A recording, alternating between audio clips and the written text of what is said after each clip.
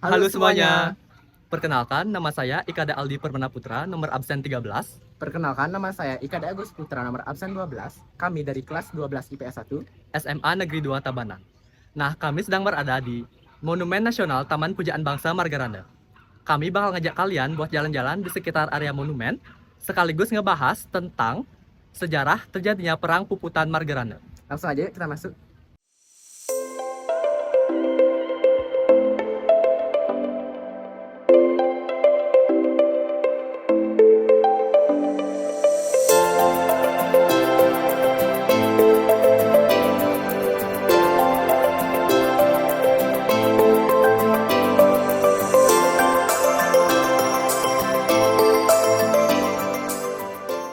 Monumen Nasional Taman Pujaan Bangsa Margarana merupakan sebuah monumen peringatan yang dibuat untuk memperingati tragedi Puputan Margarana. Nah, monumen ini terletak di Banjarkelaci, Desa Daupuri Marga, Kecamatan Marga, Kabupaten Tabanan, Bali. Nah, Puputan Margarana ini merupakan sebuah pertempuran habis-habisan antara pejuang Republik Indonesia, yaitu pasukan Cungwanara di bawah pimpinan I Gusti Ngurah Rai, melawan para penjajah Belanda pada masa pasca kemerdekaan Indonesia pada tanggal 20 November tahun 1946. Nah, bagaimana sih sejarah terjadinya Perang Puputan Margarana? Berawal dari Belanda yang datang ke Indonesia untuk merebut kekuasaan yang sebelumnya dipegang oleh Jepang. Pada tanggal 2 dan 3 November 1946, Belanda mendarat di Bali. Belanda memiliki ambisi untuk membuat negara Indonesia Timur atau NIT dengan bekerja sama dengan I Gusti Ngurah Rai, namun ajakan tersebut ditolak oleh I Gusti Ngurah Rai. Berdasarkan isi dari Perjanjian Linggarjati yang ditandatangani pada 15 November 1946, Belanda hanya mengakui Jawa, Madura, dan Sumatera secara de facto sebagai wilayah Indonesia. Pengakuan tersebut membuat rakyat Bali merasa kecewa karena Bali belum diakui secara de facto sebagai wilayah Indonesia. Nah, berbekal rasa kecewa tersebut, rakyat Bali yang dipimpin oleh I Gusti Ngurah Rai melancarkan serangan terhadap Belanda. Pada tanggal 18 November tahun 1946, I Gusti Ngurah Rai bersama pasukannya menyerang markas Belanda yang berada di daerah Tabanan, Bali. Nah, akibat serangan tersebut, Belanda menjadi sangat marah besar dan mengerahkan seluruh kekuatannya untuk mengepung Bali, khususnya di daerah Tabanan. Belanda mengirim 5 pasukannya yang bernama Gajah Merah, Anjing Hitam, Singa, Polisi Perintis, dan juga Polisi Negara. Belanda memulai serangannya pada tanggal 20 November tahun 1946 pada waktu 5.30 WITA dan menyerang salah satu warga Bali. Nah, pada masa itu warga Bali yang minim persenjataan pun tidak bisa menyerang balik pasukan Belanda. Pada pukul 9 WITA, sekitar 20 orang pasukan Belanda mulai mendekat dan mulai terdengar suara tembakan. Ternyata 17 orang dari pasukan Belanda berhasil ditembak mati oleh pasukan Cungwanara yang di bawah pimpinan I Gusti Ngurah Rai.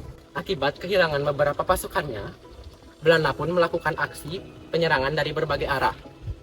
Nah, serangan ini juga berhasil ditangkis oleh pasukan Cungwanara yang dipimpin oleh I Gusti Ngurah Rai. Akibat hal tersebut, Belanda memilih mundur sejauh 500 meter dari area pertempuran. Dan kesempatan inilah yang diambil oleh I Gusti Ngurah Rai untuk kabur dari kepungan musuh, yaitu Belanda.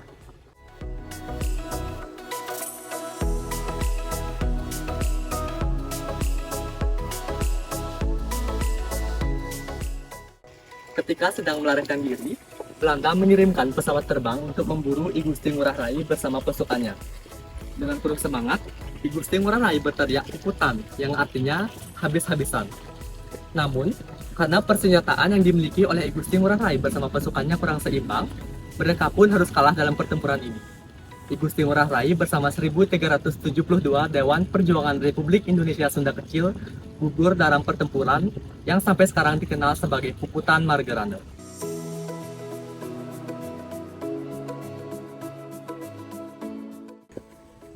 Area ini disebut sebagai Taman Bahagia, yang dimana terdapat 1372 nisan atau tugu pahlawan yang menunjukkan jumlah pahlawan yang gugur selama pertempuran Margarana terjadi.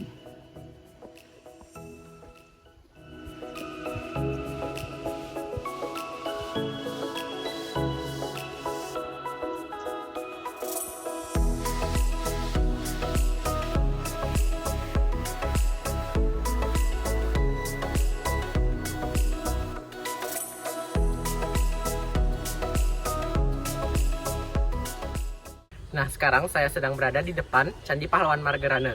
Langsung saja yuk kita masuk.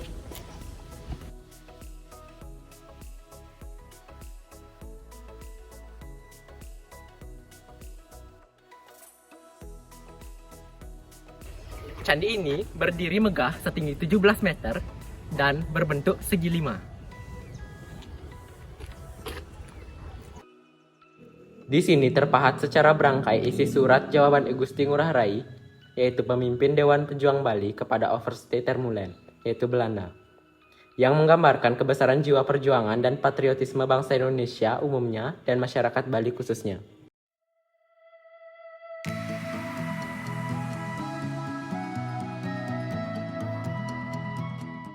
Nah, sekarang saya sedang berada di patung Pancabakti.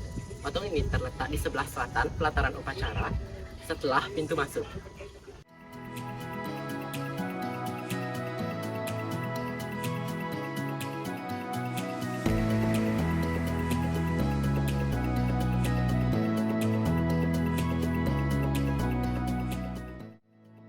Tempat ini disebut dengan pelataran upacara.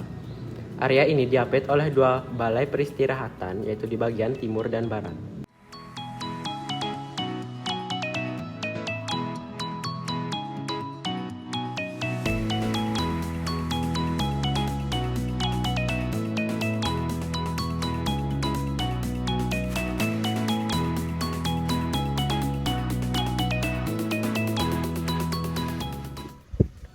Nah, tempat selanjutnya adalah gedung sejarah.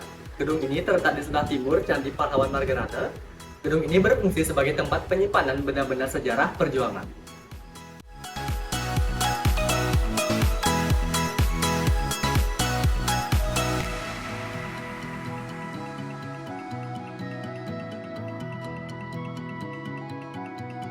Sekian vlog kita pada hari ini. Mohon maaf jika terdapat kesalahan di dalam video ini. Semoga apa yang kami sampaikan dapat bermanfaat bagi kita semua. Mari kita bersama-sama menjaga dan menghargai monumen sejarah sebagai bagian penting dari identitas dan warisan kita. Terima kasih telah menonton video ini dan sampai jumpa di lain waktu.